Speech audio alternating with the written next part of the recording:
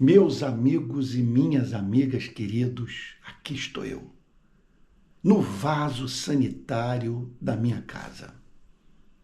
Porque ontem aconteceu algo nesse lugar que marcou profundamente a minha vida. Deixa eu contar a história. Em primeiro lugar, olha só, a tampa tá fechada.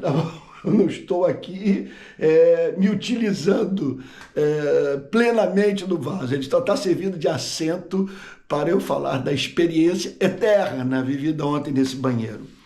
Olha só, nós moramos nessa casa que não foi construída por nós há 25 anos. E sempre tivemos problema com esse vaso. Então a gente dava descarga e às vezes ele entupia. E para mim era muito constrangedor, porque tem certas liberdades que eu não gosto de ter com a minha mulher. Então eu tinha que ficar dando descarga. Cara, 25 anos.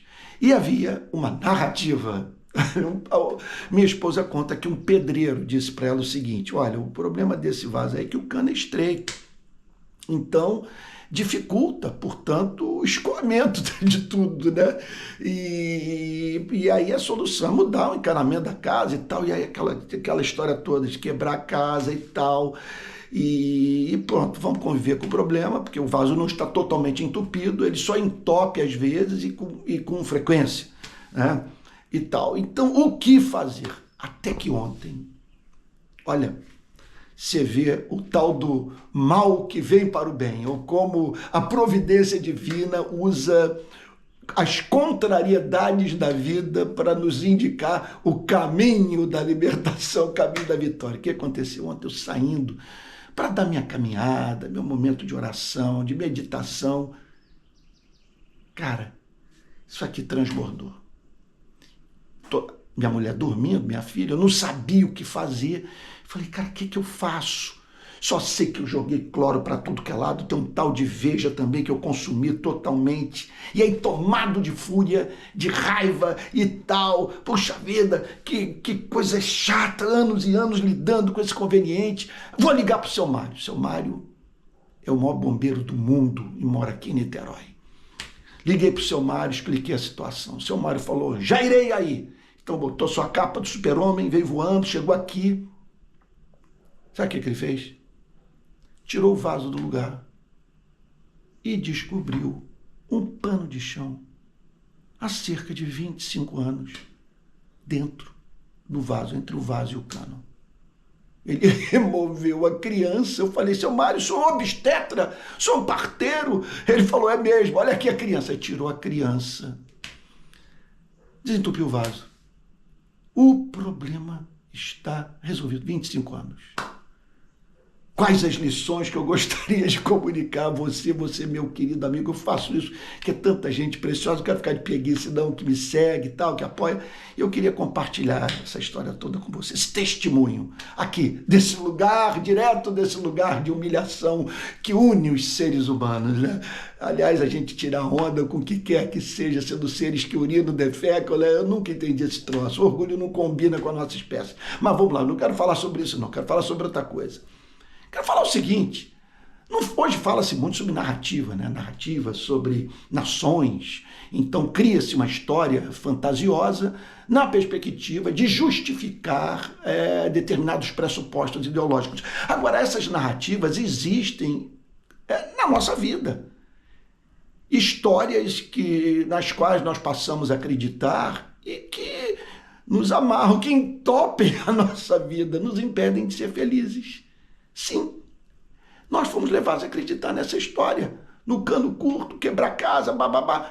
Não fizemos nada até que veio o seu Mário e que resolveu o problema.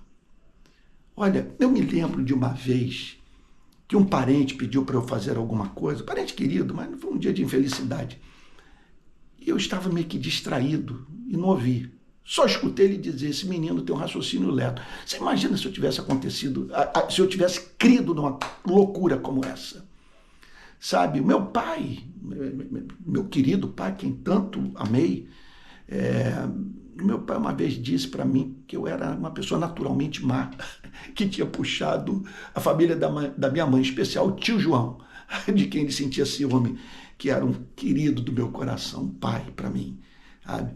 Então, imagina se eu tivesse acreditado nisso, sabe? Então, fica essa pergunta, sabe? Que histórias aí foram contadas sobre você, sabe? Que diagnósticos foram apresentados, sabe?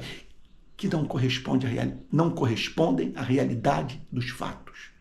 Mentiras que você passou a acreditar e que o infelicitam e o impedem de sair em busca da solução do problema. É isso, por isso que eu estou aqui, sabe, no trono, sabe? E outra coisa, que olha, o valor de um profissional.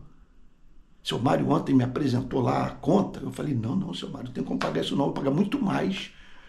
O que o senhor fez por nós é de imenso valor. Como que um bom profissional faz diferença na nossa vida, como também um mau profissional nos prejudica. Porque uma das hipóteses para o que houve foi de um pedreiro ter deixado na construção dessa casa esse pano de chão.